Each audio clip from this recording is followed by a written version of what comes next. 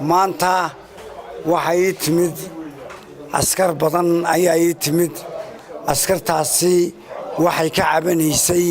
sixir bararka ayay aad iyo aad uga cabanayeen waxay yiraahdeen layrkii ma bixin karno ardaydii lacag kama bixin karno marka waxaan halkan ka jeedinayaa in sixir bararka la jabiyo madaxweyne waxaan ku farayaa in madaxweynaha jamhuuriyadda Soomaaliland mudane Axmed Maxamuud Siiraanyo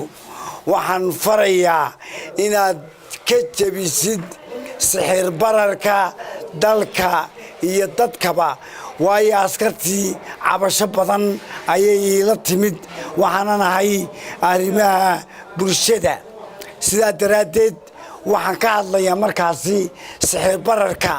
ayaan aad iyo aad uga hadlaa mar walbana waan ka hadlaa markaas